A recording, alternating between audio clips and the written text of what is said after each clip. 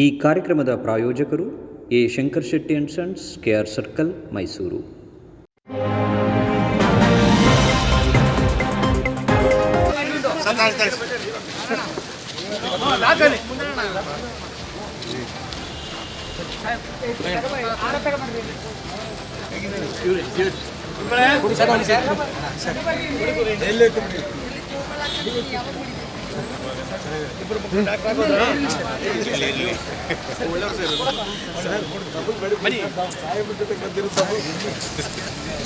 ಇವರು ಎಡಿಸಿ ಮನೆ ಮಾದೇಶ್ವರು ನಮ್ಮ ಮನೆ ದೇವರು. ಮಾದೇಶ್ವರ ಬೆಟ್ಟಕ್ಕೆ ಮಂತ್ರಿ ಆದಮೇಲೆ ಒಂದು ಸಾರಿ ಹೋಗಿ ಬಂದೆ. ಅಲ್ಲಿ ಹನ್ನೂರಿನಲ್ಲಿ ಬಿಟ್ಟು ರಾಮಪುರದಲ್ಲಿ ಮಾದೇಶ ಅಂತ ಒಬ್ಬ ನನ್ನ ಸಹೋದರ ಮನೇಶ ಹರಿಜನ ಹುಡುಗ ಒಂದು ದೇವಸ್ಥಾನ ಕಟ್ಟಿದ್ದಿಲ್ಲ ಅಂತ ಒಂದು 50 ಸಾರಿ ಬಂದ. ಹಾಗಾಗಿ ಅದು ಉದ್ಘಾಟನೆ ಮಾಡಿಕೊಂಡು ಮಾದೇಶ್ವರ ಬೆಟ್ಟಕ್ಕೆ ಹೋಗಿ ಮಾದಪ್ಪನ ಆಶೀರ್ವಾದ ಪಟ್ಟು ಬೆಂಗಳೂರಿಗೆ ಹೋಗಿ ನಾಳೆಯಿಂದ 3 ದಿನಗಳ ಕಾಲ ನನ್ನ ಕ್ಷೇತ್ರದಲ್ಲಿ 10 ಹಲವಾರು ಯೋಜನೆಗಳನ್ನ ಶಂಕುಸ್ಥಾಪನೆ ಮಾಡ್ತಾ ಇದ್ದೀನಿ. ತುಮಕೂರು ಲೋಕಸಭಾ ಕ್ಷೇತ್ರಕ್ಕೆ ಅಲ್ಲಿ ಹೋಗ್ತೀನಿ. ಅದಾದಮೇಲೆ ಸರ್, ಬೆಂಗಳೂರಿನಿಂದ ಕೊಳ್ಳೇಗಾಲ ಮಾರ್ಗ ಚಾಮರಾಜನಗರಕ್ಕೆ ರೈಲ್ವೆ ವ್ಯವಸ್ಥೆಗೆ ತುಂಬ ದಿನಗಳ ಬೇಡಿಕೆ ಇದೆ. ದಿವಂಗತ ಧ್ರುವನಾರಾಯಣ ಅವರು ಇದ್ದಾಗ ಅದಕ್ಕೆ ಒಂದು ಹಂತಕ್ಕೆ ತಂದಿದ್ದು. ಸನ್ಮಾನ್ಯ ಹಿರಿಯರಾದ ACC ಅಧ್ಯಕ್ಷರಾದ ಖರ್ಗೆ ಸಾಹೇಬರು ಅಧ್ಯಕ್ಷ ಆಗಿದ್ದರು. ಅದಾದಮೇಲೆ ಫೀಸಿಬಿಲಿಟೀಸ್ ಇಲ್ಲ ಅಂತ ಹೇಳಿ ಅದನ್ನು ನಾನು ಕೂಡ ಆಗಿದೆ ಅಂತ ಅಂದ್ಬಿಟ್ಟು ಭಾರಿ ಖುಷಿಯಿಂದ ಫೈಲನ್ನು ಹುಡುಕಾಡ್ತಾ ಇದ್ದೆ. ಫೈಲೇ ಇರಲಿಲ್ಲ. ಆಮೇಲೆ ಅದು ಸ್ಥಗಿತ ಆಗಿತ್ತು. ಅದಕ್ಕೆ ಮತ್ತೆ ಈಗಾಗಲೇ ಒಂದು ನೋಟನ್ನು ಕಳಿಸಿದ್ದೀನಿ. ಸರ್ವೆ ಕಾರ್ಯಕ್ಕೆ ಪ್ರಾರಂಭ ಮಾಡೋದಕ್ಕೆ ರಾಜ್ಯ ಸರ್ಕಾರಕ್ಕೆ ಪತ್ರ ಬರೆದಿದ್ದೀವಿ. ಲ್ಯಾಂಡನ್ನು ನೀವು ಕೊಡಿ, ಯೋಜನೆಯನ್ನು ನಾವು ಮುಗಿಸ್ಕೊಡ್ತೀವಿ ಅಂತ ಅಂದ್ಬಿಟ್ಟು ಮನವಿಯನ್ನು ಕೂಡ ಮಾಡಿದ್ದೀವಿ. ಅದು ಇನ್ನೂ ನಮಗೆ ಅದು ಸಕಾರಾತ್ಮಕವಾಗಿ ಮಾಹಿತಿ ಬಂದಿಲ್ಲ. ಆದರೂ ಕೂಡ ನಾನು ಈಗಾಗಲೇ ಇಲ್ಲಿಯ ಲೋಕಸಭಾ ಸದಸ್ಯರಾದ ನಿಮ್ಮ ಸುನೀಲ್ ಬೋಸ್ಗೂ ಕೂಡ 3-4 ಸಾರಿ ಹೇಳಿದೆ, ಅಪ್ಪ ಹೋಗೋ ಅದೊಂಚೂರು ನೋಡೋ ಅಂತ. ಅಣ್ಣ ನಾಳೆ ಅಂತ ಹಿಂಗೆ ನಾಳೆ ಐ ಕ್ಲಾಸ್ ಆಗಿದೆ ಹಾಗಾಗಿ ಹೇಳಿದ್ದೀವಿ ನಾವು. ಅದು ಇದಾಗಿಲ್ಲ. ಇನ್ನೊಂದು 5-6 ದಿವಸದಲ್ಲಿ ನಮ್ಮ ಇಲಾಖೆಯಿಂದ ಆದೇಶ ಮಾಡಿಸಿ ಸರ್ವೆ ಕಾರ್ಯನ ಪ್ರಾರಂಭ ಮಾಡಿಸ್ತೀನಿ. ಕೇವಲ ಬೆಂಗಳೂರಿಂದ ಹೆಜ್ಜಾಲದಿಂದ ಕಗ್ಲಿಪುರದಿಂದ ಆರೋಹಳ್ಳಿಯಿಂದ ಕರಿಪುರದಿಂದ ಸಾತ್ನೂರಿಂದ ಹಲಗೂರಿಂದ ಮಳವಳ್ಳಿಯಿಂದ ಕೊಳ್ಳೇಗಾಲದ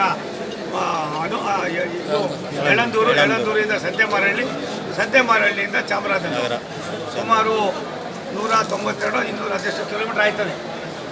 ಅದಕ್ಕೆ ಆದ್ಯತೆ ಕೊಡಬೇಕು ಅಂತ ಹೇಳಿದ್ದೀವಿ. ಅದನ್ನು ಮಾಡ್ತಕ್ಕಂಥ ಅದಕ್ಕೆ ಸರ್ವೆ ಕಾರ್ಯನ ಪ್ರಾರಂಭ ಮಾಡಿಸ್ತೀನಿ. ಹಿಂದೆ ಮಾಡಿದ ಸರ್ವೆ ಅದೆಲ್ಲಿದೆ ಅಂತ ಹುಡುಕ್ತಾ ಇದ್ದೀನಿ. ನಾನು ಸುಮಾರು ಜನಕ್ಕೆ ಅಧಿಕಾರಿಗಳಿಗೆ ಮತ್ತು ಹಿಂದೆ ಇದ್ದಂಥ ರಾಜಕಾರಣಿಗಳು ಕೂಡ ಅಪ್ರೋಚ್ ಮಾಡಿದೆ. ಸಕಾರಾತ್ಮಕವಾಗಿ ನನಗೇನು ಮಾಹಿತಿ ಸಿಕ್ಕಿಲ್ಲ. ಅನಾವಶ್ಯಕವಾಗಿ ಅವ್ರ ಬಗ್ಗೆ ನಾನು ಟೀಕೆ ಮಾಡೋಕ್ಕೆ ಹೋಗೋದಿಲ್ಲ. ಇದು ಧ್ರುವನಾರಾಯಣ ಅವರ ಕೆಲಸಾಗಿತ್ತು. ಪಾಪ ತುಂಬ ಓಡಾಟ ಮಾಡಿದ್ರು, ಅದಾಗಿರಲಿಲ್ಲ.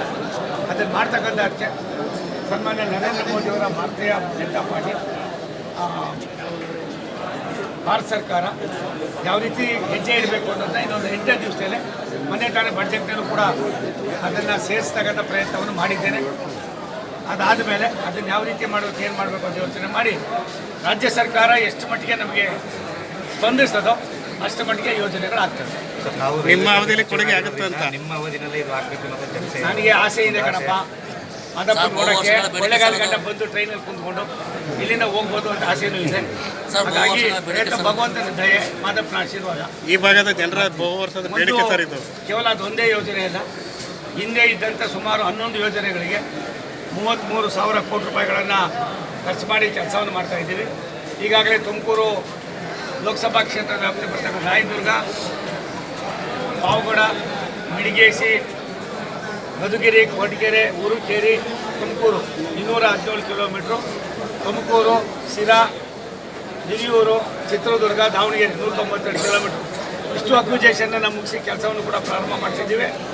2027 ಡಿಸೆಂಬರ್ ಒಳಗಡೆ ಆ 400 ಕಿಲೋಮೀಟ್ರ್ ದೂರವನ್ನು ಕೂಡ ನಾವು ಲೋಕಾರ್ಪಣೆ ಮಾಡ್ತೀವಿ.